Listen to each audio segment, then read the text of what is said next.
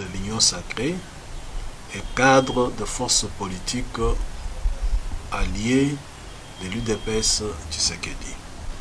Cette contre-réplique du ministre d'État, ministre de la Justice, m'interpelle à plus d'un titre. On sait que le bras de fer continue à persister alors que de la sagesse de hauts magistrats qui gèrent le Conseil supérieur de la magistrature, il était convenu de se concerter pour éviter toutes les zones d'ombre.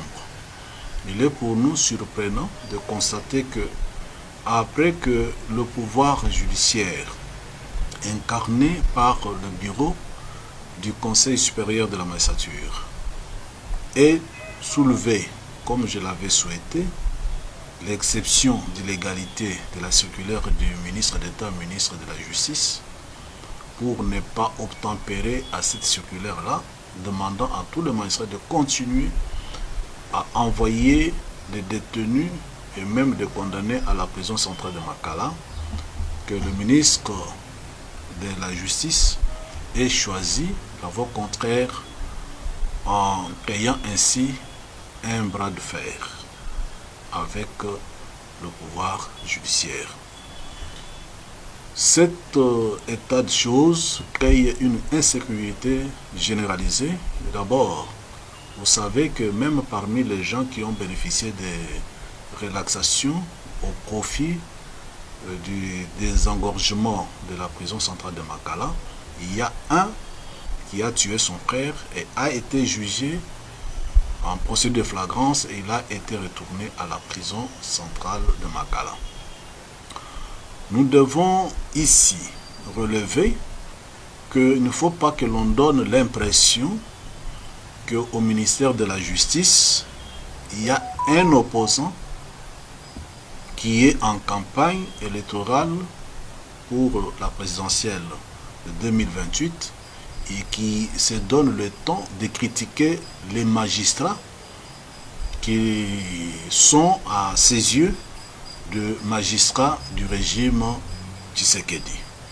Donc, je conseille d'abord qu'il y ait beaucoup d'eau dans le vin pour aplanir les divergences, si divergence il y a. Deuxième constat est le suivant, c'est comme si tous ceux qui bénéficient des mesures de désengorgement ont conscience que ce n'est pas au profit de l'État congolais, ce n'est pas au profit du régime Tshisekedi, c'est au profit de celui qui est à l'avant-plan de ces mesures, à savoir le ministre de la Justice. Et cela crée une crainte que parmi les gens qui bénéficient de ces mesures, tous ne sont pas de bons citoyens. Si vous faites bénéficier à plus de 100 ou 200 personnes, ces gens dans la cité, qu'est-ce qu'ils ne peuvent pas représenter comme menace, tant à l'égard de magistrats qu'à l'égard du régime? Et donc, ici, j'interpelle tous les procureurs généraux, celui près la Cour constitutionnelle, près la Cour de cassation, les PG près le Cour d'appel, d'ouvrir l'œil et les bons pour que l'on sache à quelle fin l'opération de désengorgement de la prison centrale de Makala et à travers le pays, ce désengorgement peut servir. À quelle fin politique? Donc, nous avons des craintes au niveau de notre regroupement force politique et alliés de l'UDPS Tshisekedi.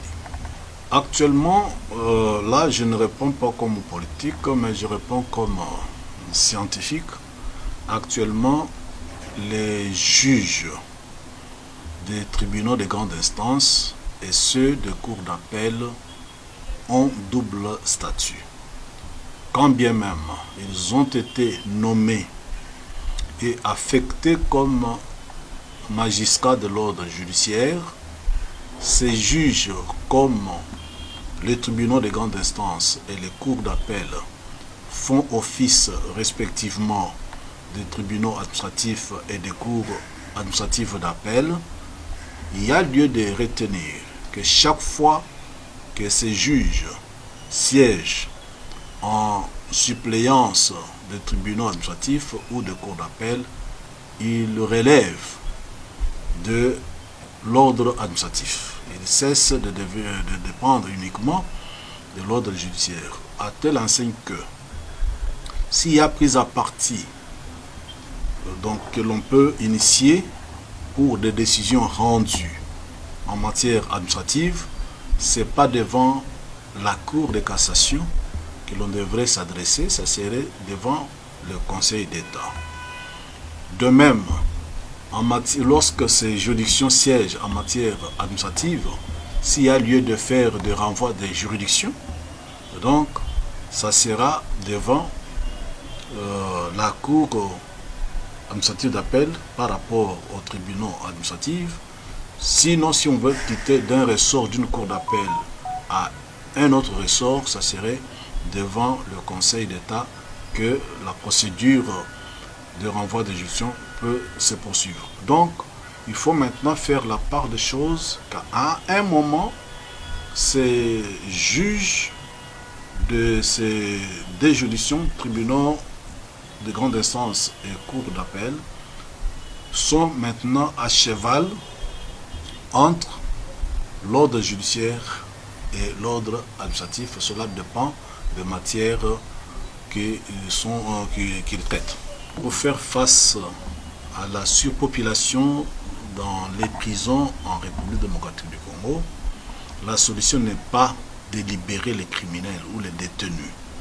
La solution, c'est de créer ou de construire de nouvelles maisons d'arrêt et de nouvelles prisons.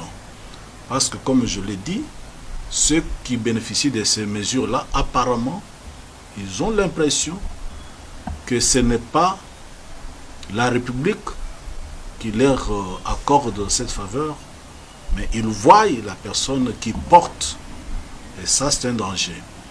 Et donc, il faut retenir que le ministre de la Justice ne peut intervenir en matière de liberté ou de libération que lorsque la personne détenue, condamnée, rentre dans la catégorie des personnes qui peuvent bénéficier de la libération conditionnelle.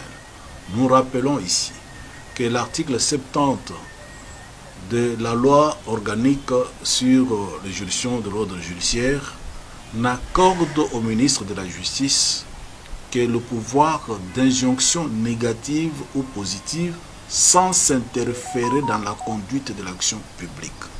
Or, aller relaxer les personnes en dehors des conditions de libération conditionnelle, c'est s'interférer dans la conduite de l'action publique qui est réservée exclusivement aux magistrats de parquet. Cela est interdit. Je pense que quelque part, nous craignons que le ministre de la Justice entre en conflit avec la loi pénale et que une action publique puisse être envisagée par le parquet compétent.